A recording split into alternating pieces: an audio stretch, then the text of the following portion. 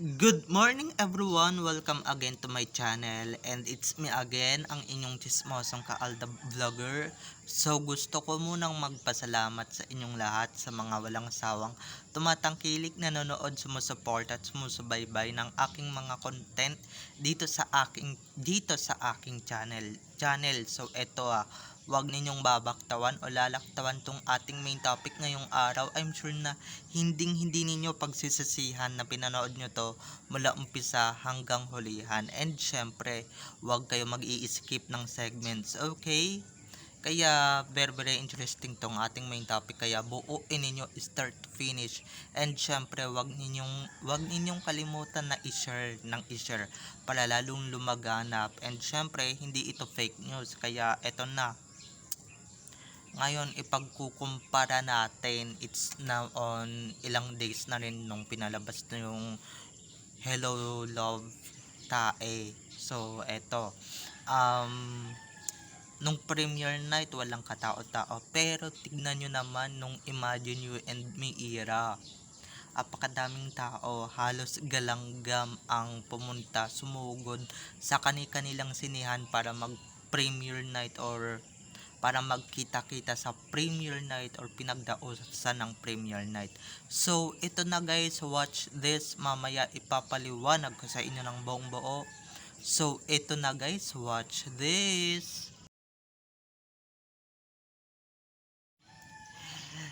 At kung nakita nyo na ngayong recap, so once again, say TTO sa mga admins. So maraming salamat po sa inyong lahat. Kasi kung hindi dahil sa inyo, wala ako dito sa kinalalagyan ko. And syempre, kung ano man yung posisyon na natatanggap ko, maraming salamat po sa inyong lahat. Kaya lalo ko pang paghusayan ang paglalabas ng updates para sa inyong lahat. So eto na, dumako na tayo sa ating main topic for today's video. Like what I said earlier, gaya nung sinasabi ko kanina, baka mamaya may mag-awok na namang mga Kathden dito, mga Kathden fans dito ha. Eto lang naman, kaya pinaparinig sa inyo para ma-realize nyo.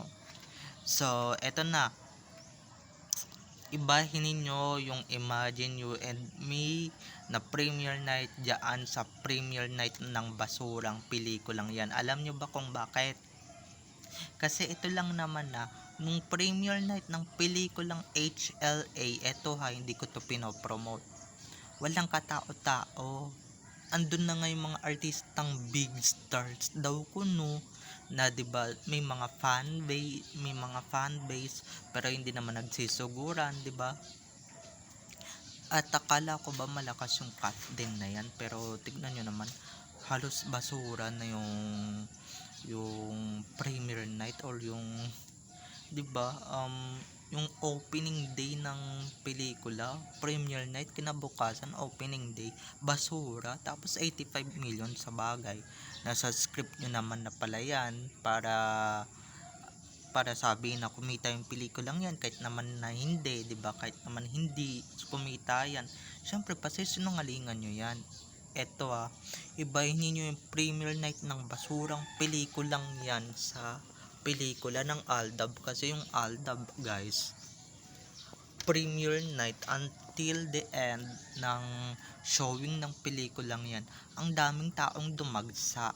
Dyan sa pelikulang yan, start to finish ata walang katao-taong manonood dyan, o onti lang, 'di ba? Kung iilan lang ba yung kamag-anak natin and the personal matters ng fans niyang sakang na yan, o onti lang naman, 'di ba? Yung iba nga yun, di naman nanonood, 'di ba? Maliban na lang talaga kung solid ka, pero yung solid fandom ni KB, hula ko hindi din sila nanood, or kung nanood man sila, o onti lang sila guys. Ganon ka konti lang talagang fans ni KB na inaasahan daw nilang big star daw ng ABS-CBN, 'di ba? Lalong lalo nako, bukod sa Aldab Nation, hindi din nanood ang Aldenatics pa, nigurado yan. Kasi nga hindi nila gusto ang ugali ni KB, kasi ugali ni KB, 'di ba? mapangmataas, and syempre yung mga fans niya mapangmataas din, 'di ba? Ito real talk lang tayo dito, and syempre ano lang tayo dito, real talk, okay? Di naman tayo di naman tayo tangat, di naman tayo bobo para hindi makita ang differences, 'di ba?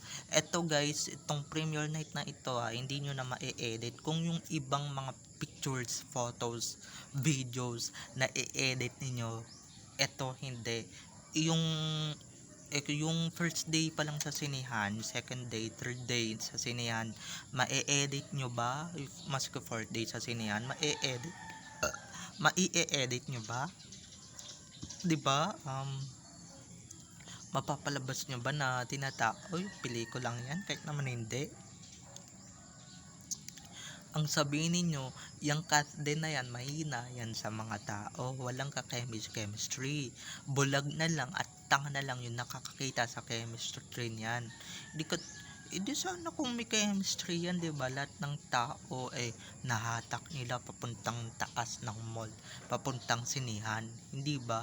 Kaso hindi 'di ba? Hindi katulad ng Aldab.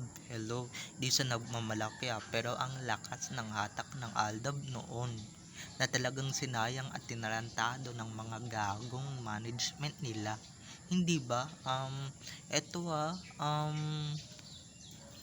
'Di ba kung hindi nila sinayang at kung hindi nila ginago yung Aldab, di nila tinarantado yung Aldab, malamang sa malamang marami pang pelikula na gagawin ng Aldab na talagang tatauhin at talagang magiging blockbuster, 'di ba?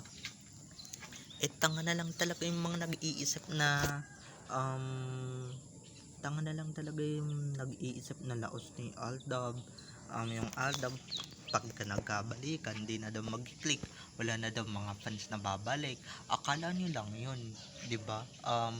Pero yung KB na yan, pag nagbalikan sila ni Duleng, nako, din wala nang magbabalikan ng mga fans kasi nga galit na yung mga fans nila sa kanya or isa sa kanila, 'di ba?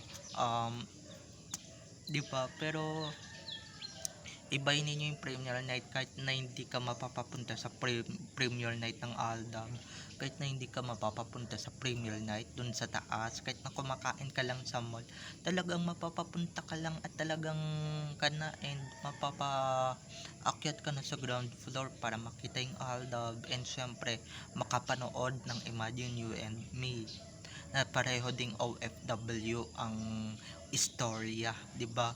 Kaya parang nakakasawa na din talaga yung Hello Love Goodbye na nilagyan pa ng sequel, 'di ba? Na nilagyan pa ng kung ano-anong angle, bed scene, puro hubaran. Hindi ko na alam kung ano binebenta doon, 'di ba? Kung acting ba or yung katawan, hindi ba? So apakapangit ng pelikulang yan. Kung ako i-rate ko yan 1 out of 10, or 'di ba, para lalong bumagsak ng todo-todo.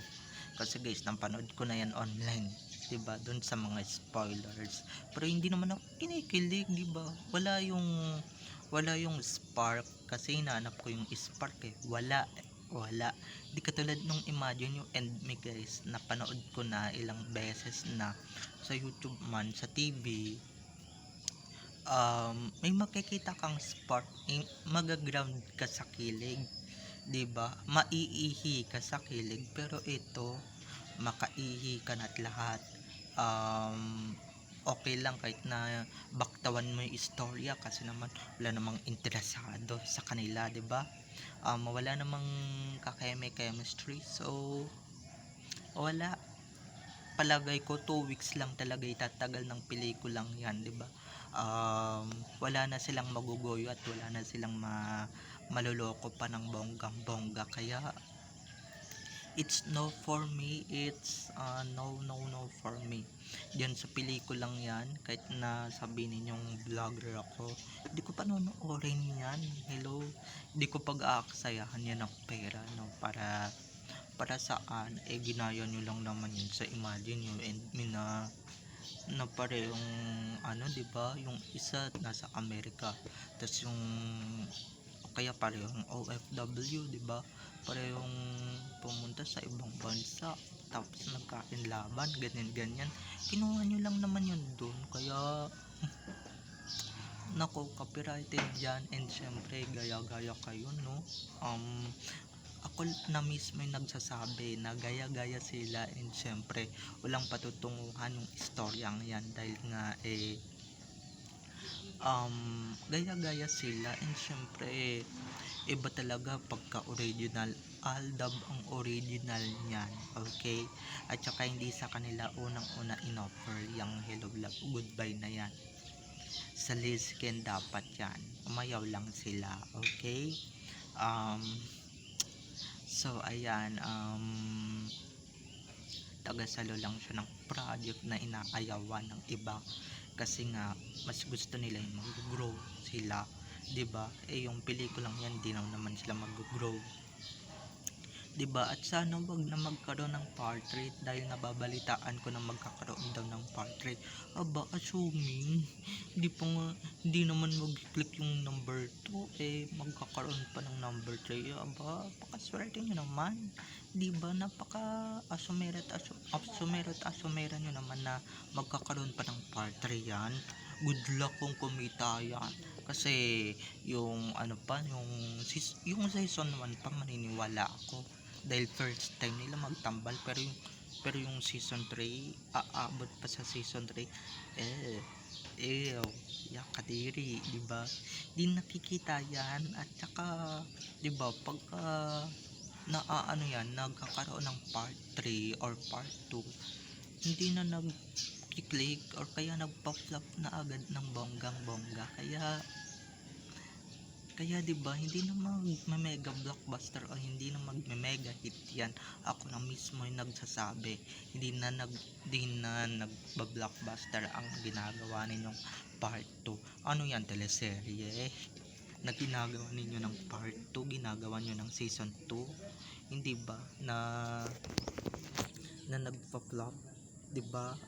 Kaya kung ako sa inyo, wag niyo nang sundan ng part 3 kasi nga matakot kayo sa matakot kung hindi naman tinatao, 'di ba? Yung pelikulang yan ngayong part 2, wag niyo nang gawa ng part 3. Asumera at asumero kayo, 'di ba? Gusto niyo pa magkaroon ng part 3 para sa ganun mahaba-haba pa yung pagsasamahan ni KB at saka ni Alden. At saka eto, may nabanggit, eto banggitin ko na may isang vlogger na nakausap yung dalawa or na-interview yung dalawa, yung Kati din, pakakawala na daw nila yung character nila na si Joy at Ethan kasi nga nakakasawa na, 'di ba?